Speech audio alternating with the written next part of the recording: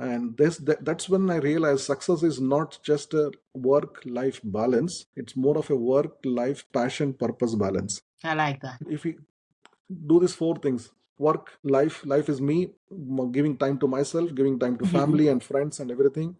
And success and the passion is what you are doing, not only just anesthesia as such or a medicine or a doctor, anything else you're doing, any passion. Because as we spoke to in the initial bit of the conversation, that Yeah. we spent so much years of your good life into this specialty, we Yeah. try to forget what other passions we might have had or we might have skillful. So that's about your passion, and then comes your purpose. So while doing anything, if it is making anybody happy, we try to push this purpose bit for post-retirement lives. Hello, everybody. You're welcome to today's episode of the Maverick Med podcast. And as usual, I've gone searching for really lovely people to come share a bit of their lives with us so that we can learn from it and make ourselves better. Today, I have with me Dr. Sunil Kumar. And guys, you know how we do it. I do not introduce my guest. I don't tell you he does this or he does that. I leave them to do the heavy lifting. So hello, Dr. Kumar. Who are you? Thank you, Hannah, for inviting me to this your podcast. And obviously, you're doing a great job by interviewing so many international medical graduates and learning their stories. It does motivate others who are already here and also somebody who's planning to come over here to UK as well. That's about that stories, and very good. Well done. Well, coming back to me, yeah, I am Dr. Sunil Kumar, as you mentioned already. I am a anesthetist by trade, and I'm a lifestyle medicine physician and a health coach by passion and purpose as well. So I have been in this country for last 22 years now. I think, yeah, I came in 2002, so that does make 22 years. Yeah, and I'm only 51, so you can see almost half of my age I have lived in UK now. So half of my age in India and half of my age in UK. So I could easily call it as nearly home now, or home rather. So yeah, that's what I am. So rest of the story probably we can start slowly, and I will unravel it. Yeah. Wow. So I bet even if you were an illegal immigrant, by now you would have qualified for a leave to stay because you've spent almost half of your life in the UK. Exactly. I Bless you. think most of us do, isn't it? Most of us, when we come over, I think we never realize. Obviously, before I coming, obviously I did some medical schooling and experience there as well. So if you look at it, most of the main life has been into medicine and to shape the medicine and shape our career. So it does take a lot of your real life putting into the specialty. I mean, now that you've mentioned, it's true because medical school, 6, 7 years, you do housemanship or foundation year equivalent, another 2. So that's about the first 1 decade of your life gone already. And then if you do specialty, oh my, yes, we do. It's a lot of sacrifice. Yeah, I mean, compared to other university subjects or specialities where people do get some time to live their youth and to actually enjoy the real crucial years of the life as well. But most of us medics, we end up. I mean, all of us, not most of us, I think, will end up actually sacrificing youth. The only reason is you have to be passionate. I guess we're all passionate people.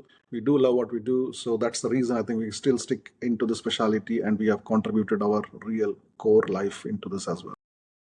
So take me back to India. Exciting times. What was it like growing up? Yeah, it was lovely. I think I got two siblings younger than me, so obviously with three boys, and I was the eldest, and there was nobody into medical field in my family. My mother is a teacher, and my father used to be working for a public service in a government, and nobody else was a medic, and somebody getting into medicine was itself is a big thing for that times and for our family for that times. And now obviously my youngest brother is also a psychiatrist and is into medicine. My other second brother is an engineer.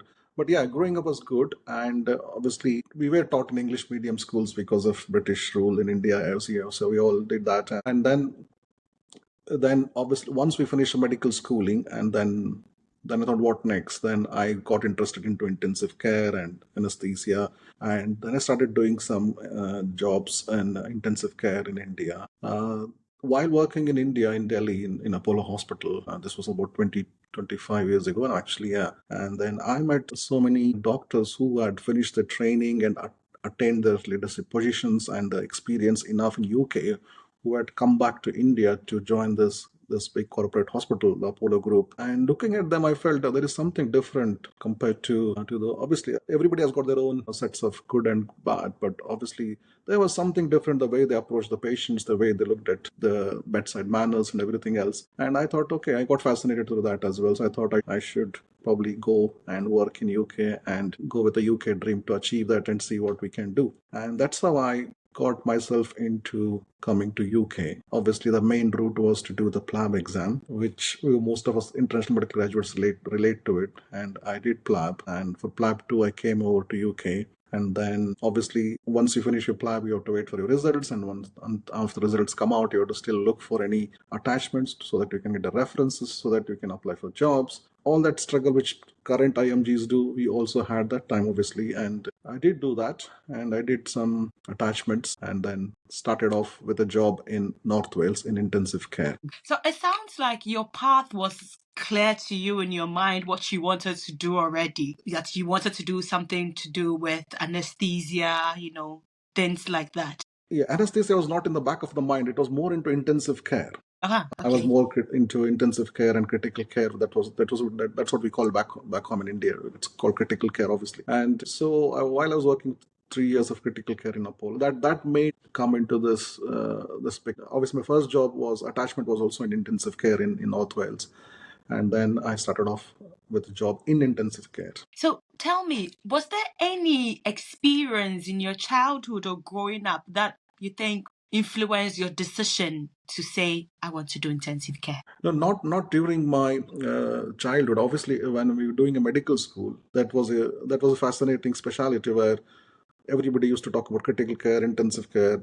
I just wanted to see what happens. Obviously, when during our postings, I did speak to some anesthetists who were looking after ICU there at that time, and the approach interventions they do, and the patient who is in a critical state, once they support all the systems, then then it takes some time for them to recover, and then they come back to life again and back to normal. So that was a very fascinating thing. So that actually pulled me the interest into that, and that's how I got into more interested in critical care. Yeah. Would you say you have a bit of an OCD as well? Because we know that anesthetists and people in critical care, they're all about tick boxes and checklists. I think, yeah, the anesthesia specialty is obviously it runs on safety protocols. So obviously it is just like most of the times we compare our specialty to the pilots because as you know, the pilots have got the highest standards of safety.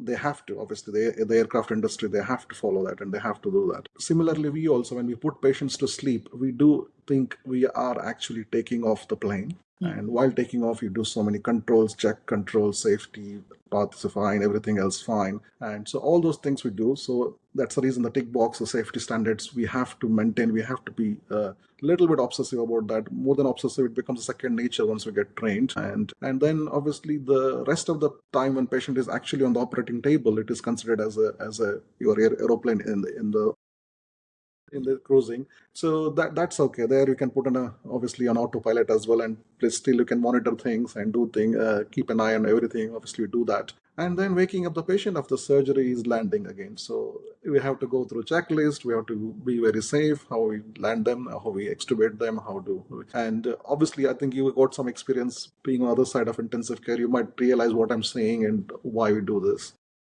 Yes, absolutely. I mean, I've been on both sides. I've been as a doctor and I've been as a patient on many occasions. So I know the magic that you guys do there, and it's amazing. I mean, a lot of salute to you guys. Right. So you've had our first job in North Wales, but hold on there. You coming to take your PLAB too. Was that your first time in the UK? It was first time in UK, yes. Tell me what the experience was. Was it your first time on the plane? Oh, wow. Yeah, first time on the plane was great. The reason is I'm telling you is because that was the first time I flew, and that too first time in first class. I'll tell you why and I'll tell you why and how. I was so lucky. While I was working in Apollo Delhi, and Delhi used to be, that Apollo hospital used to be a corporate hospital where British embassies and other people used to be patrons as a patients they looked after by that group of hospitals. So I did we had some networking friends and all that. And also there was a friend with whom I was preparing for PLAB 1 in Delhi. She's in UK as well. She's currently a consultant anesthetist in down south, and she had her uncle who was working for one of the Air India, which was a premier airlines that time. Yeah, that uncle was a manager in that Air India, so he did that upgrade for me, which I didn't know what it was. Obviously, it was a great experience because of that. So that was the day when I was first time flying and flying and flew in first class. So yeah, it was great. Once I reached UK, and I had to go to this Zone 6 area, which called East Ham, which we call it now, and where a lot of medical graduates who come from mainly from India or maybe other countries as well used to reside at that time in a small house, and probably in a room there will be 2 or 3 people staying, and because obviously the money was a factor that time, and we have to look after ourselves, and plus we have to do the exams and all that. You can imagine coming from a first class flight and taking a tube train from Heathrow Airport, going to the East Ham and getting into the room where 3 people were living together, staying there. So I had the whole journey. That was the proper downgrade. So God probably told me to be humble first, then you take off. So yeah, I think that was I always remember that, because that tube journey from Zone 6, Heathrow, other side of the, like west side of the Zone 6 to east side of the Zone 6, I have seen life. You have indeed. Yeah, I was watching something on Instagram, and the person was making a joke that no one talks about the post-traumatic stress syndrome that comes with moving from first class to F21.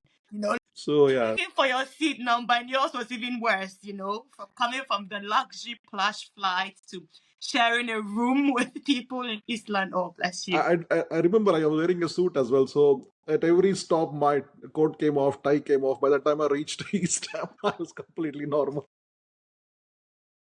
Welcome to the club. Yeah, so it was good. I mean, a humbling experience, and obviously that was not me who was in the first class. Obviously, me was in the East Ham in Zone 6 in that room that time. Oh, that was a good memory we've got there, right? So, you know how now it's really difficult for people to find jobs, international medical graduates especially. Was that the situation during your time 25 years ago? When I came in 2002, it was still easy. I mean, relatively easy. I won't say it's easy. Relatively easy that time. But since I wasn't sure what I was doing, because critical care was not a separate specialty in UK. Even now it is not. Still it's separate, but it was even difficult that time to go and do only core training in intensive care and probably do something in exams or fellowship in that particular specialty. So I was told you have to do anesthesia in this country to get trained into intensive care. So the first job was I did an intensive care job there in a place called Rill in North Wales. And that was the time when I started contacting the Intercollegiate Board of Intensive Care. And then they said you have to do the anesthesia training. So for that anesthesia training, you have to get into SHO, which we call it as now ST1, ST2. We used to call it as a senior house officer that time, SHO. Yeah. So we get into SHO training, which is 2 to 3 years. Again, there's a competitive thing to get into SHO training. And obviously, I was quite new to anesthesia as such, but it was really relatively difficult for me to get into SHO training as well. But the 6 months of intensive care experience which I did in North Wales, that helped me to get into SHO training. So I got the SHO training in Yorkshire. I had to do the primary FRCA exam before you can apply for the registrar training, which we call ST3 now. It was used to be called as registrar training. So in anesthesia specialty, you have to do the registrar training, and in that 5 years of training, in the middle of that training, you have to do the final FRCA as well. And then you exit. It's not an exit exam, but you have to do the final FRCA to complete the registrar training. And so that was a UK dream for me again. So the dream was to get trained into get into SHO training first, do the primary exam, then get into the registrar training, do the final, finish the training, become a consultant, and say, hey, I reached my target. That was a success. I think that's a success story. We all come. I mean, that's our dream. We come with UK dream that, yeah, we go there, we do the training, we do the exams, fellowships, become consultant, get into educational roles, get into research roles, and achieve anything what you want, and then you feel yourself as successful. This is a vertical success story or dream of any international medical graduate. Do you agree, Hannah? True, 100%. That's the ideal route we all dream of. Yes. When we finally get the first visa to come. Yes. Very. So how did yours go? Well, life is not always goes as planned. and it throws us so many things which we think might not be right for us that time, but when you look back, maybe it was good for a better reason. Anyhow, that's my perspective always in my life. Fine. So I was lucky to get into SHO training in Yorkshire. Got there, did 2 years of SHO training, and did a first primary FRCA exam, which was difficult because I had not done any anesthesia back home or here as well. I was very quite new to the specialty. It did take a couple of attempts, as we all do take, and then I did the primary. I did pass the primary exam, and that was opened the gates for me to apply for registrar posts, which was like a ST3 now if you compare it to anesthesia. And what happened was when I was ready to apply for registrar posts with my primary exam passed, which took a little while, extra 6 months to 1 year before I could actually apply compared to my other colleagues who had started with me in the training.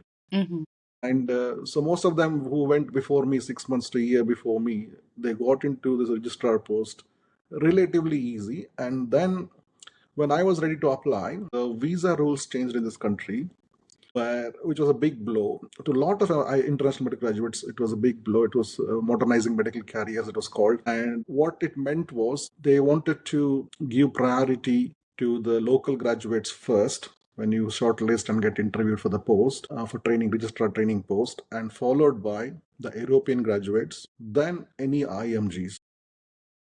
Sunil, I'm happy that you've touched on this because I think only yesterday I was talking to an international medical graduate. He's been doing a non-training post for a bit, and he was expressing his frustration to me, and he was telling me about his disappointments with the BMA because I think they're trying to reenact a similar thing, you know. And I was telling him that, well, I know people. First of all, what I was saying was that this is not new. Yeah. It is not new. It's happened before. Yeah. And it almost sounds cyclical, you know. Every now and again it comes. It comes. There's a boom and there's a bust. Every now and again this thing happens and then they relax the system. Because, and I think that even now it's much better because UK has left, there's Brexit. So it takes away the EU competition. Yes. So it makes things slightly better for IMG because imagine you at that time, they have to first look at home students and then EU and then others. Yeah. So, yeah. Bless you. I mean, that policy would have come from their own reasons. That's fine. I'm not saying anything. And obviously but it did affect a lot of international medical graduates. I think I know for some of them, people migrated to Australia. Some people went to back home India. Some people did a USMLE exams and got into US. In fact, I did my 2 steps of exams as well too. I was doing that time. Yeah, I did to go the clinical skills exam. I did fly so ready to pack your things and leave. Well, I mean, I was just getting prepared as a backup plan, fallback plan. So I think again, being an anesthetic trainee or getting to anesthesia training, you always think about plan A, plan B, plan C. It becomes much more logical to you in your own life. On those same grounds, I was fallback plans always as planning in the hindsight without actually working on it. So it was there. But anyhow, so this didn't happen. And that is the time when we were expecting, me and my wife were expecting for our first daughter as well. So I was thinking everything is like going to go because I did my primary exam. Now nothing should stop me. But in fact, my other colleagues, a lot of other colleagues some of them actually went into some clinical fellowship jobs and did their final exam before getting into the registrar training, just to make their themselves much more better than other candidates when getting into the registrar training. And they've been successful. They went into the same route of, they got into training, they become, I'm not saying not everybody graduate didn't get it, but obviously you had to be really better or smarter than others. Yes. I mean, it's a competition, so you have to put your best foot forward. I didn't have much experience back home from anesthesia, so I couldn't have done any fellowships because I couldn't have moved anywhere else every 6 months, all those things. So yeah, I did. And you were on a visa as well, so someone had to sponsor you. So you couldn't just up and say, I'm changing jobs. No. So it was a tough situation. So at that point of time, in my mind, when I sat down with my wife, and then I told this is the current scenario here. And the current things is that either I leave the specialty which I enjoy, because anesthesia was not my primary thing. I wanted to get into critical care, which didn't happen at that time as well. But this was a route for me to become more intensivist and all that. But Then I told her, either I leave the specialty and look for the other specialties where the local graduates and EU graduates are not moving in much. So which one was that at that time? Because I think for now it's GP. Similarly, it was GP and psychiatry were those two things that time. Okay, all right. So, I mean, if you look at all the consultants where more IMGs are there now, you can imagine those were the specialities which were much more, I'm not saying easier, but Available obviously at that relatively. time. Yeah. I won't say easier, relatively easier. That's fine. So I think, yeah, a few of my colleagues did get into GP and became a GP, and again, their own struggles as well. But sometimes you have to either sacrifice what you love and do something else, because because it's a profession for us, it's not occupation. Occupation you can keep on changing without affecting your morale inside or without affecting your interest inside, but it's a profession where you are passionate and you think twice before you do that. So it was difficult. That is really deep. Yeah, that it's a profession for us. It's not so you can't just hop, skip, and jump. No, because I'm not. If I'm working at Tesco, I can go to other organization work. I become a driver. I do this, whatever I can do. For example, I'm saying. But when it's a profession, we all come with a passion, and it's very difficult.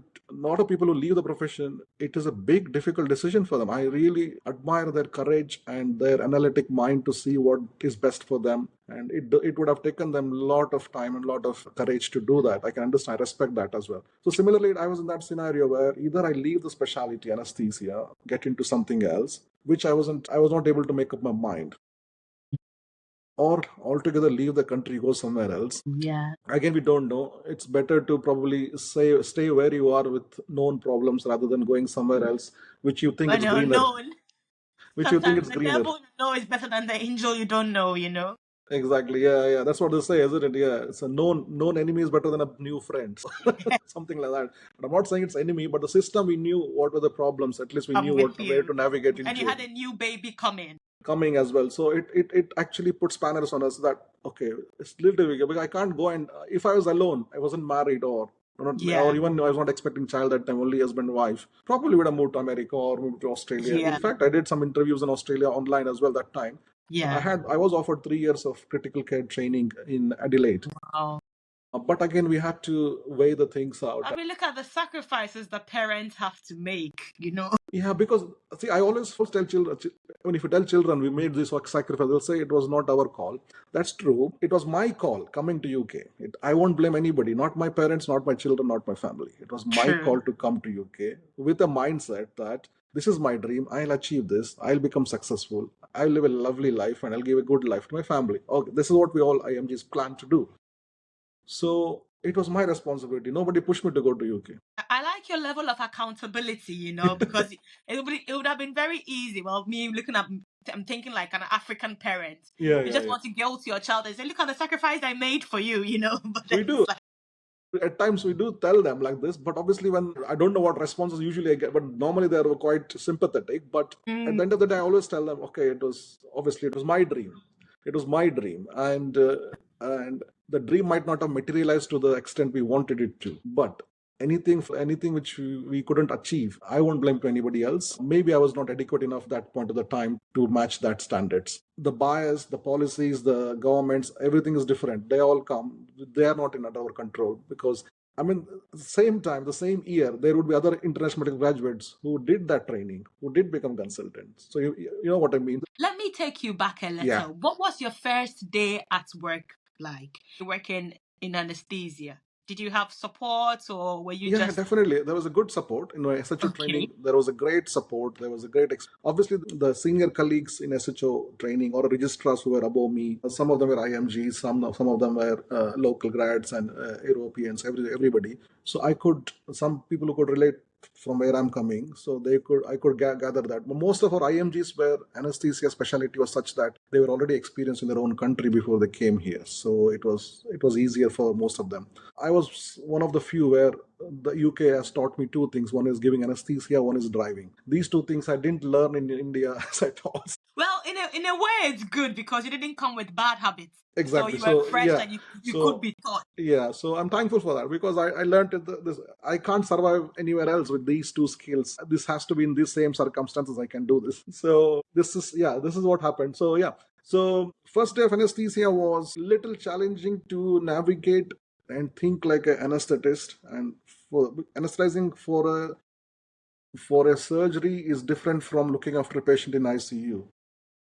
And in ICU, obviously, you look after from system to system A, B, C, and you see the support systems, and then you do some interventions, and you know the plan. It's more of an extended medical approach, but into depth and a little expanded as well. So that's fine. I was tuned to that. And putting somebody to sleep was similar, but little nuances were there, little different way of thinking and acquiring knowledge and skills. But there's a lot of support and a lot of I think I thank everyone in that journey where from whom I learned, not only just anesthetists, also the surgeons, all we call operating department practitioners, ODPs, who actually are there with you as a support system, as part of your team when you're anesthetizing, when you're putting lines or giving general anesthetics. So I do respect them because they would have seen so much anesthesia in their life with so many different anesthetists, and their advice was always welcome for me. And they also tried to tell me this is the way to do it. It's all. So as long as you were happy to assimilate what was coming to you, you did gather more information and learned more, I feel. And I do advise anybody, any interested medical graduate, you learn from everybody who's working in the hospital, right from the nurse to the paramedics to the hospital staff to the receptionist to everybody. So don't ever think you only learn from your own consultant or your own specialty related doctors. You are right. I initially had an interest in obstetrics and gynecology, and some of my best surgical knots and stitches, they were actually taught me by a theatre nurse, because she would say, no, place your knots this way, hold the scalpel that way, Yes. And she would guide me through it until finally I was doing my cesarean sections within 15 to 10 minutes. I was like, good girl, like, let's go. So Exactly. Yeah, you can relate to it. You can know yeah. where I'm coming Yes. from. And Yeah. so imagine I said, what do you know? You're a nurse. I'm waiting for my consultant. I probably wouldn't have learned much. I think, yeah. So some of our interest medical graduates have the tendency to do that, but I do tell them don't do that. Yeah. Yeah. Because really, they are the movers and shakers here. They can make or make you. Yeah. Right, good. So, unfortunately, you couldn't enter into training. What did you do? Yeah. So to stay in UK, to continue in the same specialty, there was one option of getting into a parallel career rather than become a consultant. You could become a associate specialist, which we call as a specialist now in the current nomenclature. Again, to become a specialist, it was just get outside of the training program. When you do registrar jobs, parallelly you can do something called as SAS doctors, which was that time now it is called specialty doctor, but that time it was called staff grade doctor. Okay. And so once you get a 3 to 4 years of staff grade experience, where you start working independently at your own skill level and knowledge level, and slowly you'll go up higher in your grade. Then once you become 4 to 5 years, you cross that, then you can approach to become even more independent, almost like consultant, which was called associate specialist that time, but now it's called specialist. So I had to move into SAS category of doctors where... Let me ask, do they have training numbers? No. No. Okay. That was mainly service-oriented role. Okay. So you didn't have to fill any logbooks. There was no portfolio. No, logbooks and all that, you can do it for your own appraisals and all that, which happen for IGMC. Yeah. But it wasn't a planned or a structured training or anything. It was just go there. I do my own theater where I do anesthetize patients who are low intensity and less medically complex because you're not fully trained that way. It was to start with. So what you achieve is you became much more, as you said, apprentice type of training. It is just like becoming an apprentice consultant kind of a thing. Right. Okay. So you learn all the skills. Even though I had my primary exam, I could have gone into training and done these things. The good thing about that is obviously you do still on calls like resident on calls like registrars. But your hours, you can, like, the job planning becomes like a consultant job planning. So it's a not bit more like flexible, more and it gives you flexible. autonomy as well. Autonomy and flexibility comes. So those are some small nuances which you start enjoying, and we start that grade of doctor jobs, staff grade doctors. Yeah, so I had to accept. Luckily, I was offered a job in our own trust hospital in Halifax and Huddersfield, where they could retain some of us who could not get into anything else. Again, that was needed for me because, again, expecting a baby, I've got a house rented and we have to stay there and do things. So, and see, this is why our IMGs, we come at a later age to this country when compared to local graduates. Later age also means either you're married or you have come with the kids, Or which you have aging parents. your aging parents as well, with who Yeah. are again 6,000-7,000 miles away from you, 5,000 miles away from you, all those things as well. There's so many things, parameters are there around going into your head. But if I was a local grad, I would have probably got into that current ST3 level or a registrar level training at a lower age, because that's what normally you do. And that time you are independent, you don't have any commitments. Unless you have commitment, that's a different thing. Obviously there's no commitment as a family, as a children, or a, plus you're locally there for your parents or your family as well. So that makes a little bit of difference for us, IMGs. To this is one of the other factor where people try to not sacrifice, they'll try to weigh the options of staying in the training, or do they really need to go to training to the other part of the country, leaving all these things. So yeah, this is another factor which was there. So all this led me to take up that staff grade job, although unwillingly, and thinking with the perception that it's a dead end. But at least the best thing was, at least I could do some anesthesia, do some intensive care, stay in the same specialty, plus stay in the same region, and I'm ready for my family. I'm not giving that stress to the family more with baby coming as well. Yeah. So there's multiple factors. Just quietly reflecting, I'm just thinking, yes, we do make a lot of hard decisions, and we even take it for granted. We don't even think about it because we are just pushed. So we make the decisions and then we crack on. We Yeah. crack on, yeah. Because we don't have time to sit down, reflect, or take another path. No, because things are blowing. It's just like playing like a video game where obstacles are coming to you, and you just keep on going. Yes. Yes. But I think that, and in a way, it makes us a bit more susceptible to burnout, isn't it? Because one, you don't have the social support. Family and loved ones are far away. You are alone by yourself. Probably if you're not married, it even throws another spanner into the works. So we do really. I'm not making a pity party for us, but I'm just saying that we do go through a Yeah, lot. Yeah. because when I think about success, I think about everything else around us as well. It is not, when I came to this country, it was my dream. But when you become successful, it is everybody around you. Everybody, yes, you Yeah, are right. Right, Dr. Sunil. So I know you have a very full life. When I talk about food, what does it mean to you? I mean fulfilled life. You mean to say? Okay, I'll make it specific. When I talk Yeah. about restaurating, Or like does it that, you ring a mean to say, bell? yeah. I'll tell you what happens here. So Okay. this is a story when I get into my staff grade post.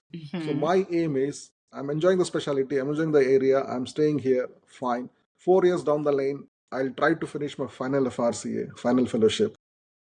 Even though I'm not in training, but at least it gives me that I've done some fellowship. Yeah. And after 4 years, I'll ask my trust to make me associate specialist, which is equivalent to specialist now, Yeah. which means I can still operate at a level of a consultant, similar level, but it's a parallel pathway, but more like an apprentice and a consultant anesthetist. That's fine as long as I'm doing the same things and everything. But also, I'll tell you something, the specialty doctors now have got an opportunity to get into educational role, leadership role. You can become a special, you're a department lead, you can get into audit lead, anything, all these positions which are only for consultants during our time. The SAS doctors were only service oriented people. Very rarely you could get into something, a leadership or teaching or a Educational. research, educational, Yeah. anything for that matter. And this was another blow. I had to do my final fellowship, which I did. I did my 4 years of staff grade. I did that. Then I wanted to get into associate specialist grade, and I was getting ready for it. And suddenly, the associate specialist role was abolished nationally, thinking that the same people are giving the same work at a lower salary already. Why? I mean, obviously, that could be the reason for them to do that. I don't know. What is the point of paying somebody more or giving them the extra? This thing could have been point that time. So BMA fought that time to retain that some post, but it couldn't happen. Lot of trusts converted their specialty for staff grade doctors in their specialty, converted them into associate specialist before this could abolish. But unfortunately, in our trust, that could not happen because a lot of staff grade doctors were there. Obviously, it's a cost issue. If you make one, you have to make everybody else as well. You know what I Yeah, mean? and then it's more salary. More salary and everything. So a lot of people, I mean, even though they had that loyalty of, they were appreciating the loyalty of we working in the trust, but obviously some reason they couldn't help to make us associate specialists. So that now here I am with the staff grade. I got a final fellowship as well. I can't become associate specialist. And then I approached our postgraduate department dean and everybody to, can I go for some leadership training or something? Yeah. Where there was no funding available for us, obviously. I could have done my own with all my funding, but there was no reason there's no what you call opportunity for me to fund myself and do it when I know nothing can happen afterwards. So now my next idea was to, okay, I've reached up to this stage. My daughter is already 4 or 5 years old now, and we are stable enough to move anywhere else if we need it. Yeah. Yeah. At this point, you might ask, some people might ask me, why didn't I get back into training? Because that's my next question. Next question, yeah. Things were becoming easier, not still not that easier Because as it. by now you're not on any visa. I'm sure you've had your indefinite leave to remain. You Yes, probably have a British yes, citizenship. So yeah. Now I enjoyed this parallel pathway, and I was getting good enough time flexibility. Plus, I could practice independently to a certain extent, and no other problems. So I was happy, enjoying things and all that.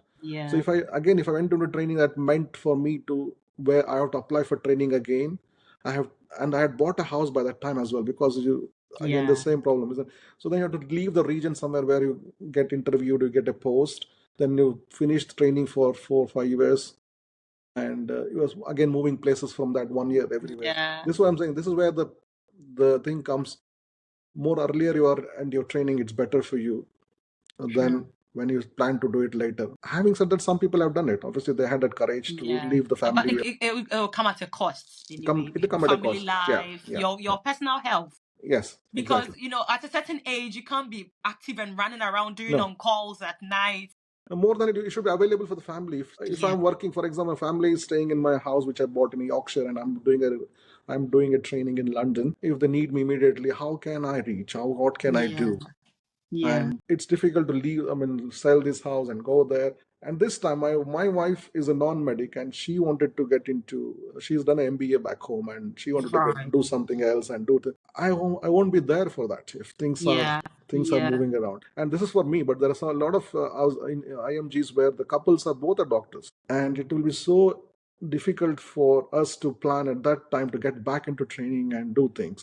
So that was one of the things which I couldn't. I said no, I can't. I can reach in the yeah, same grade, parallel career. I'll reach to the top and try to do my educational roles or anything else available in whatever little way I can do that. So there came the ceiling. And there is one hospital in whole UK, which is in Jersey, the Channel Islands, Jersey, which is not okay. NHS, even though it's a UK for immigration purposes. It has got its Mm, own government, it has got its own health in ministry and own health care. So it is not NHS as such. So right. they were advertising for a post where they were still recruiting for associate specialists as well. Now, when I applied, they said because you are new to us, we will keep you 1 year probation on staff grade, then reassess, and the post will come up later on as well again to become associate specialist. Then you can become Okay. associate specialist. I said, okay, Jersey is a good area. My daughter is only 5 years old now, and to be best place to grow the children up there and education and all those things, safe Yeah, area, everything came into my mind. Plus, it was less tax than UK.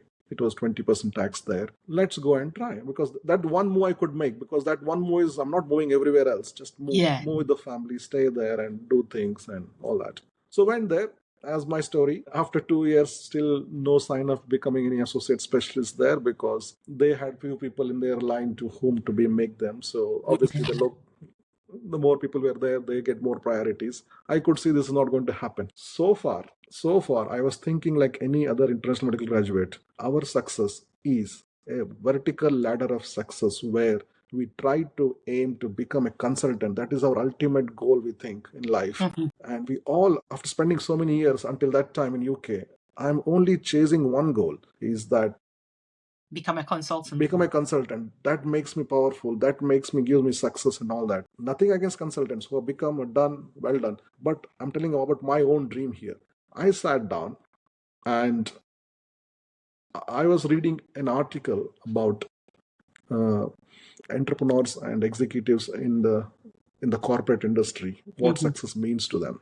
There's one small thing came into my mind from that article. There was something called as lattice progression. So either you can become vertical success pathway, or where you are around you grow horizontally in a lattice progression, or you can still be successful. So success is not about just achieving that vertical fine point which we're all aiming for, as long as you are happy with what you're doing. And that's when I realized success is not just a work life balance, it's more of a work life passion purpose balance. I like that. Yeah.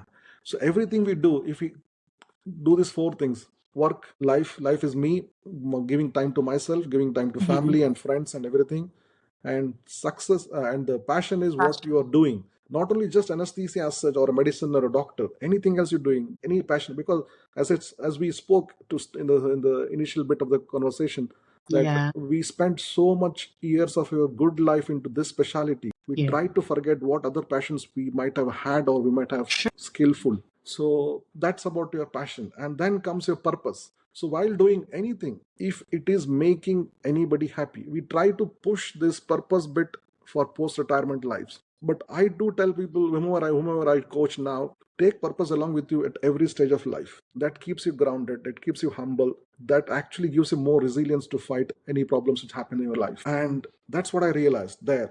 This is what new concept came into my mind. Then I thought, okay, what I can do here? Okay, I can't become a successful, that's not in my hands, that's fine.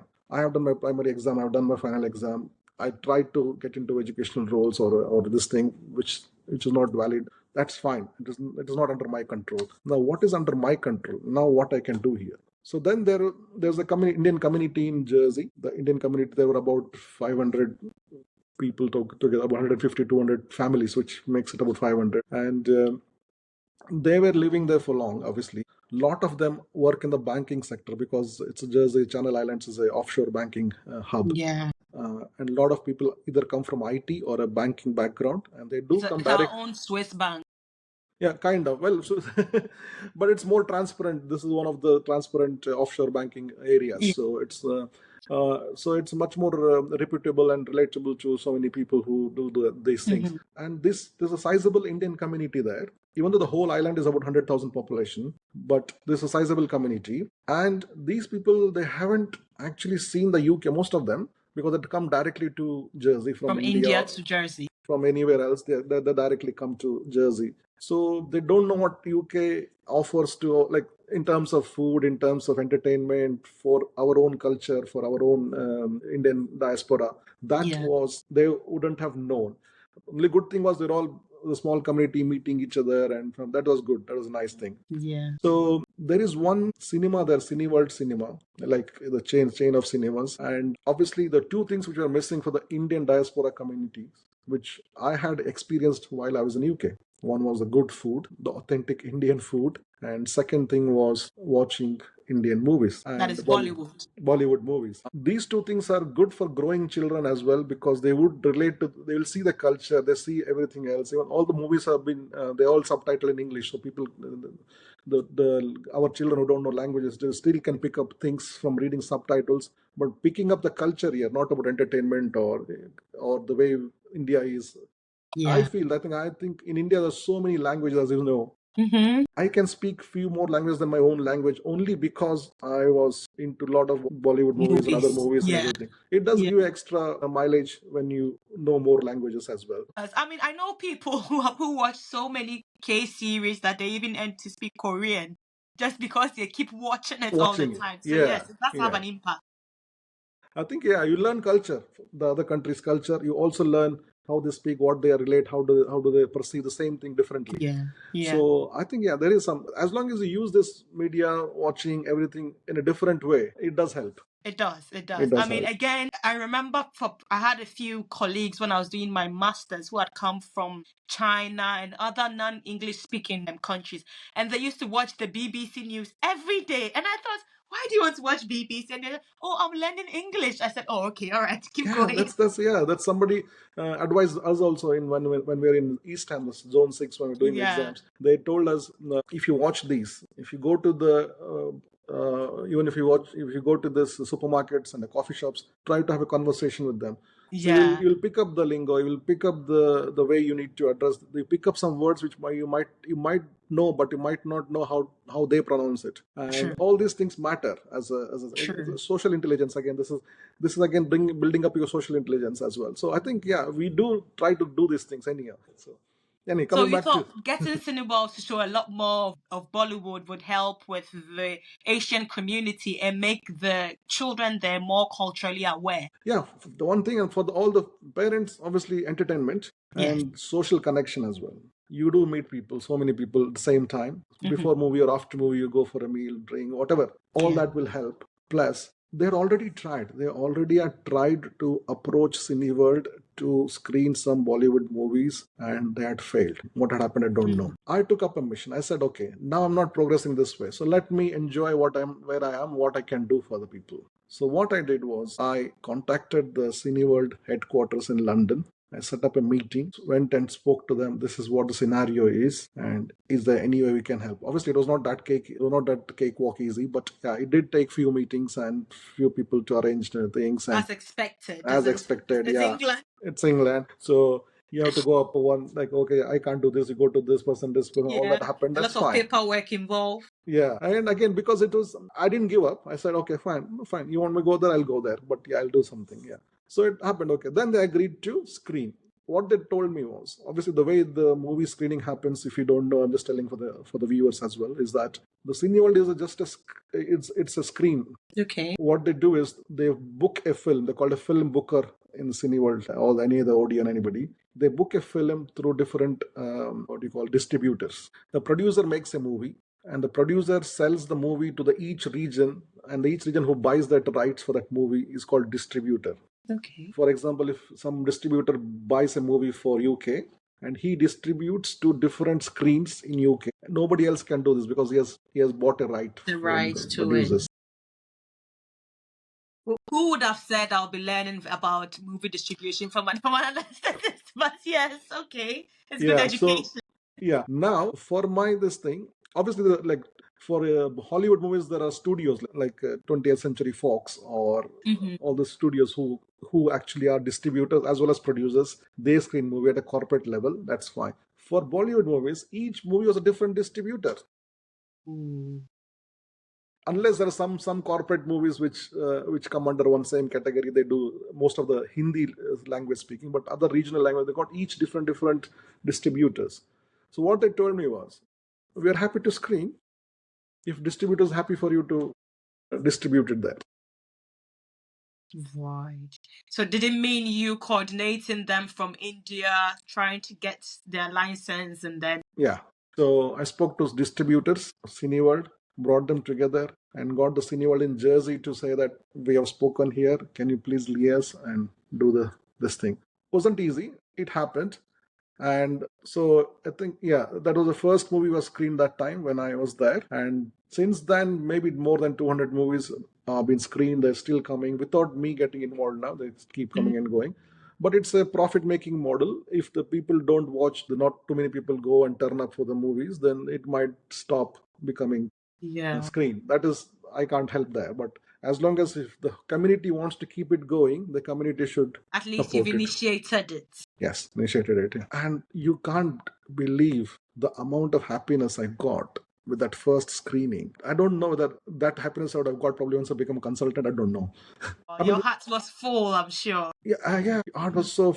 I mean, you can see that even you can make a difference without any titles, without gaining any vertical ladder of success, and because the body chemistry is still the same dopamine gets released if you achieve anything at any level or however small it is. Body doesn't know, the dopamine doesn't know your success is small, big, or massive. It still releases it anyway. It still releases, it still keeps you that gives you that kick of doing that feel, that feeling I'm telling you about, talking about. Yeah. So that was the first time I experienced it. Okay, that was sorted. Then you can see where I was going. I was doing my work as work. I was having my life with personal life and this thing. And then I thought, okay, this is my another passion, which I thought I should explore. In this networking group, I made so many friends from film industry, and they're still the friends with me. And they are distributors. There are some directors. All these people became friends, and I got a collaboration with to do some short films as a producer globally. So I collaborated with somebody who was keen to do a short film in America, and I was a producer for this thing. So I did something like that. Somebody from Belfast also approached. Like that, it all happened, and I was there part of those projects. And those projects, short films, also got national and international awards. So now I have a claim to fame. I can say that I had an international film producer on my podcast. One of the co-producers and producers, yeah. But what I'm saying, Was obviously, it in English or was it in Hindi? English. Oh, that's beautiful. Very short Yeah. films, yeah. And what I'm saying is, I never thought the person who is traveling first class on the day one to UK, trying to come and become a consultant in this country as ultimate success goal, can go and do these things. I wouldn't have wildly imagined this. So, And I think it's just because you allowed yourself and you appreciated the benefits of the lattice progression, yes, that it doesn't always have to be straight up. It no, can be stepwise. stepwise. Yeah. Even in current role, I'm not saying somebody might not get opportunity to do something beyond, but it will give you reflection and time to think, which you might have not thought during your medical schooling and getting into this race of achieving some success blindly without thinking what else you could have done in life to become successful, which current generation thinks. I appreciate them. Sunil, I can relate to this 100% because my GP training wasn't a quick run through 3 years. It allowed me to get other diplomas in training. So I Exactly. have a special interest in women's health. So Yeah. I had my DRCOG, and then I went on to do a diploma in occupational medicine as well. Yeah. And it was just because it gave me time to sit and reflect and look Yes. at things in a broader way. Broader way. As against ST1, ST2, ST3 done, because it took me a bit of time. I had the time to do all this. Yes. So yes, I'm with you there. Yeah. I think there's much more power in pause than play. So that's a good one I'm taking with me. There's lots more power in pause. I mean, you're leaving me with you're really feeling me up. I feel like this is like a selfish conversation because I'm benefiting so much from this, and we're talking about this the lattice progression. I'm thinking, oh, that's a good one there, yeah, and yeah, and the four things that you mentioned about personal life, career, purpose, and it's not work life passion purpose. Work-life passion purpose. Work-life passion purpose. Yeah, that's a Because good we one. remember work-life balance, but it's not work-life balance. Work-life passion purpose. Passion and purpose. Good. That's my goal, and that's why I live as well. I'm Sometimes, adapting it. yeah. Sometimes, obviously, you have to give the balance on all four things. And right from wherever you are, don't wait until you retire. Mm. Even going and helping in a charity for 1 hour in a whole month is still a purpose for you. Mm-hmm. Do it now rather than waiting till I get retired. I'll get more time to do these things, or involve anything. You go and give a free lecture or go and coach somebody in something. For example, your IMG podcast, this Maverick postcards, is your purpose. And I can assure you how much happiness it's getting to you. You can't compare it. That's your purpose. You can't wait and say, okay, let me finish my GP progression. I'll retire one day, then I'll start it. No. Yeah, it does fill me up with the dopamine. I mean, with the people I meet and then the feedback I get, I'm really happy about the impact it's through this. You must be touching so many lives. You must be changing them to things differently, which is great. How many people think like you? No, not many. They might be still thinking, but they don't have a pause to think they can take it further. But you see, let me be the devil's advocate.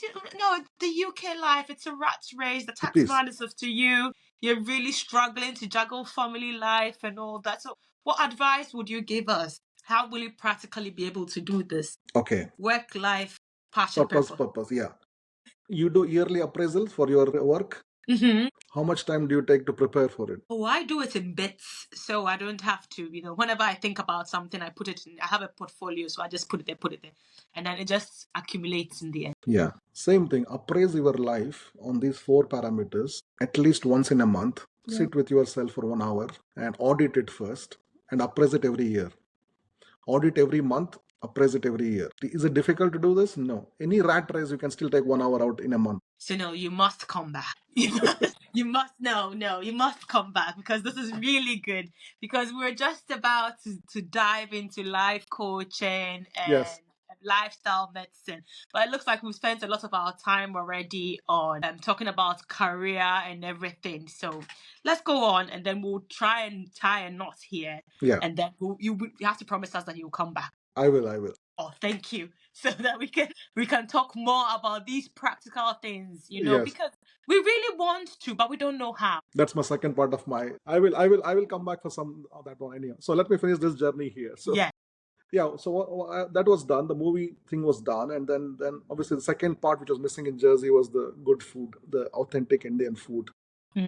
There were some restaurants, but were not really authentic food as such. And then I thought, okay, with another doctor who was similarly keen and interested like me to do something different, we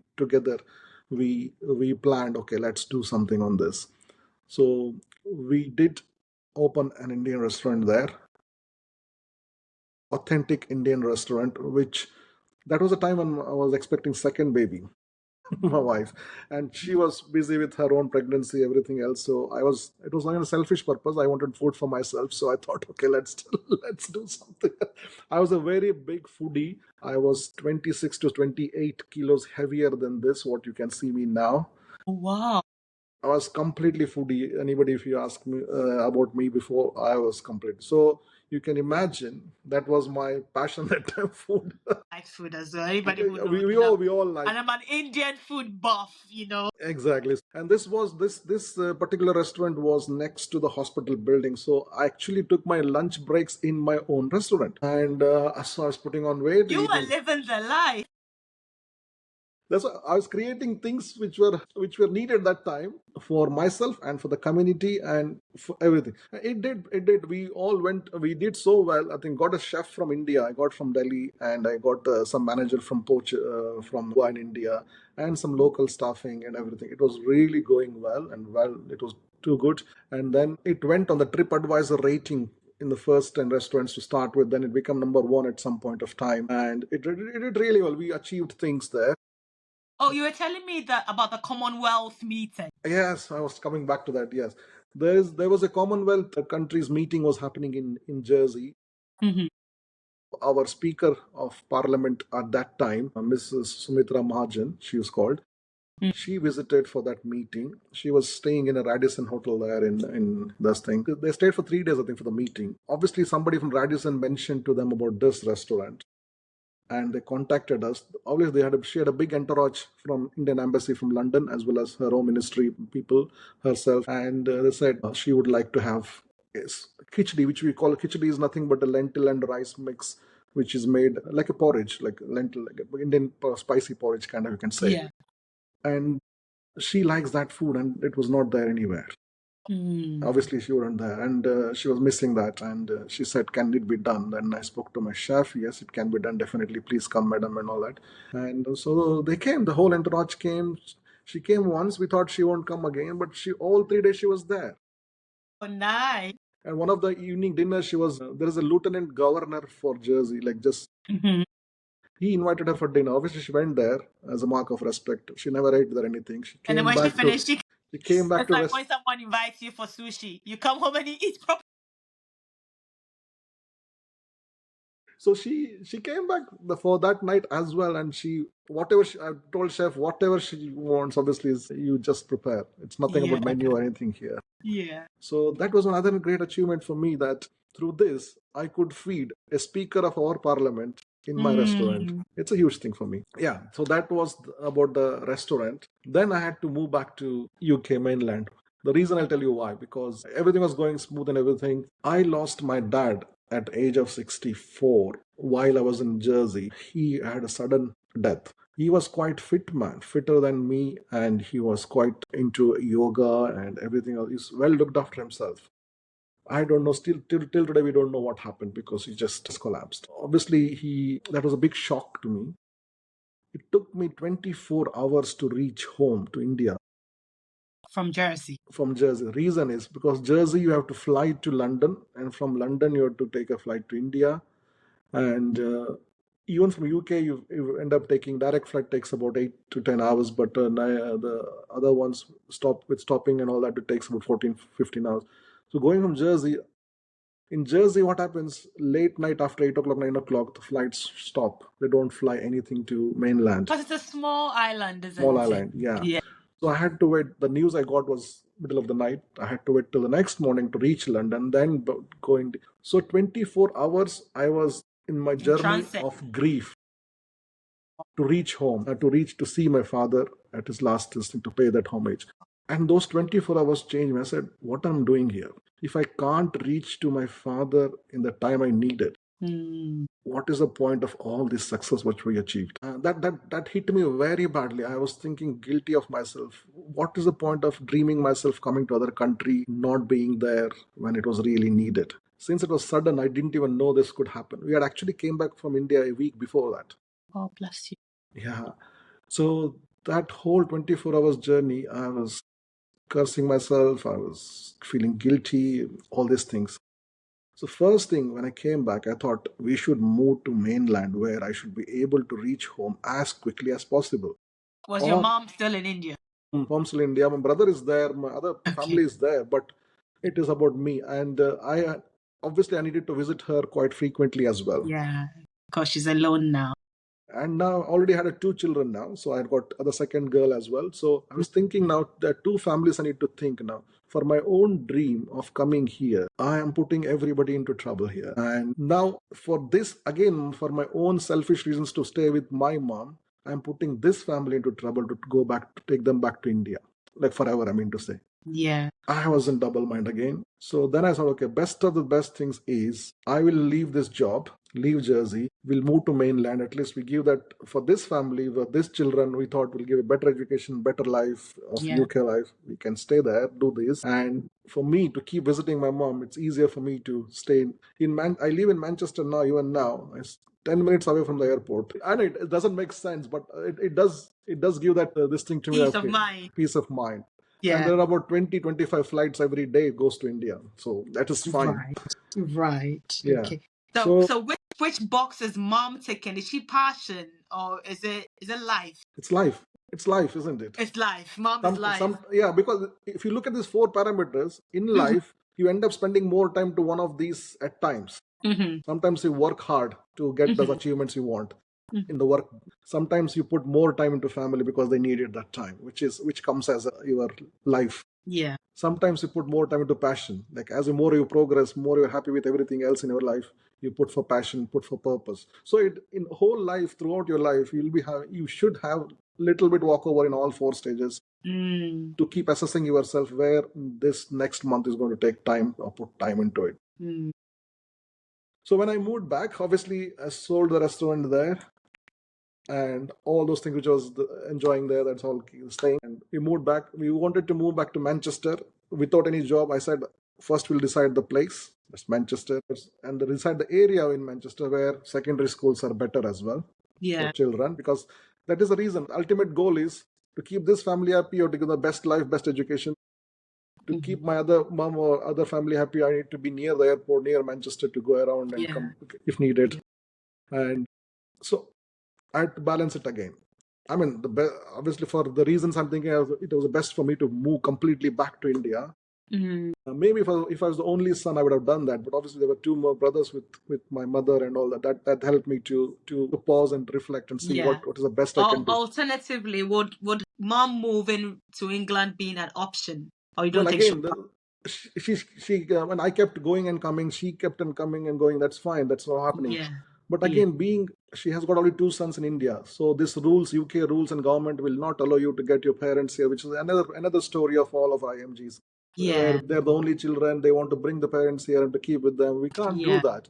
We're not happening. That's also another story, which I'm sure you might relate or you will know from others. Oh yes. I mean, when I had my little one for a long time, I had my mom living with me, so she would help with childcare.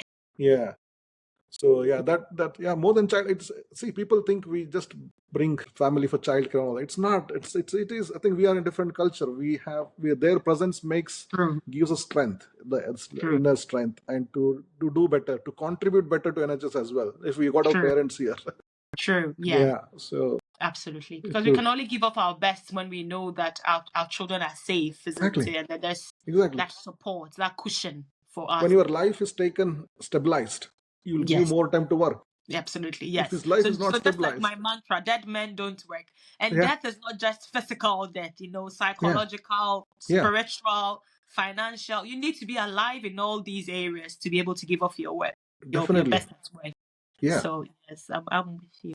We did mention that we're going to talk about apprenticeship because you know how they're trying to reform the medical education system, especially in the UK. Well, I'm originally from Ghana. I don't think that we've gotten that vision yet, and I don't think India is doing it. It's quite novel yeah.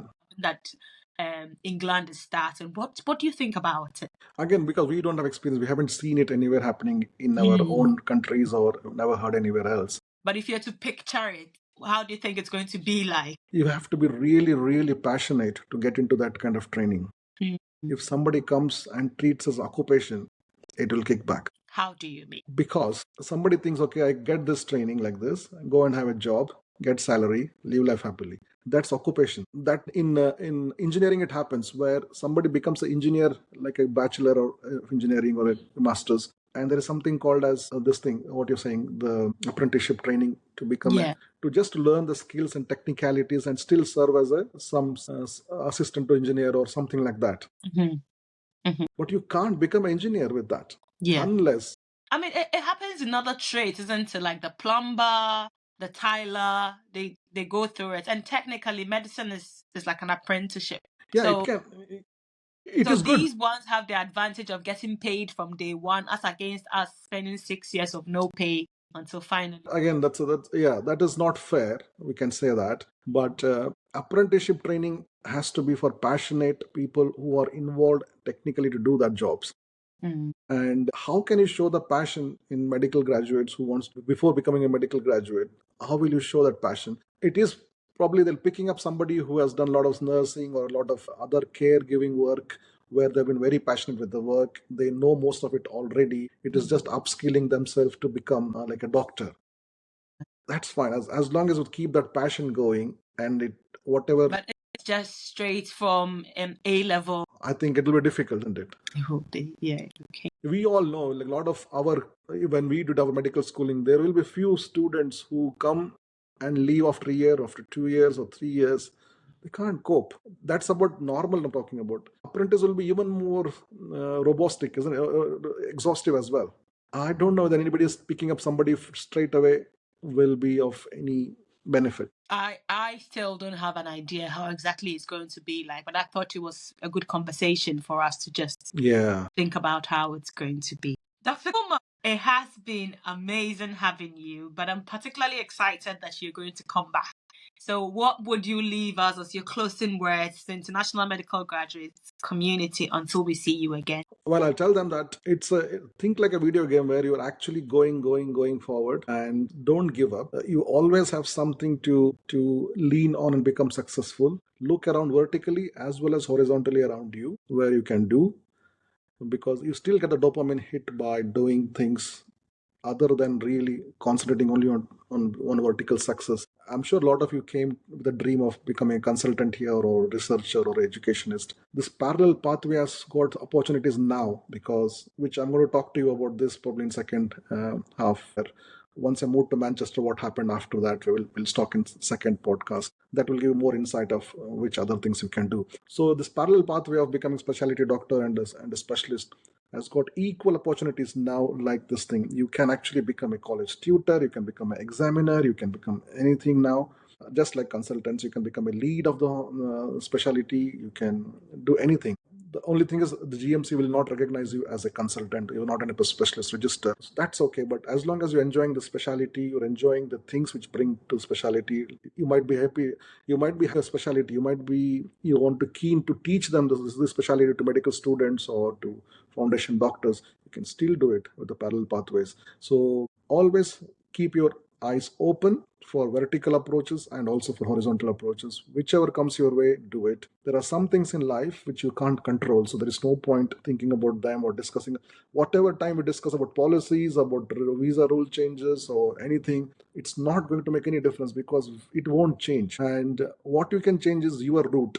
And to the same success story, your route you can change, or your approach you can change. You will need some skills, you will need some motivation, you will need some inspiration. You have to talk to people around you who have achieved things in different ways. And yeah, keep looking for opportunities. I say, if you ask me to speak, I'll keep on speaking. So Thank you so much for sparing your time with us, and again for the depth of wisdom that you've left us with. I mean, personally, I have learned a lot, and I'm looking forward to having you back and sharing a lot more with us. Thank you. thank you, Hannah. It was lovely. Pleasure is all mine. Thank you.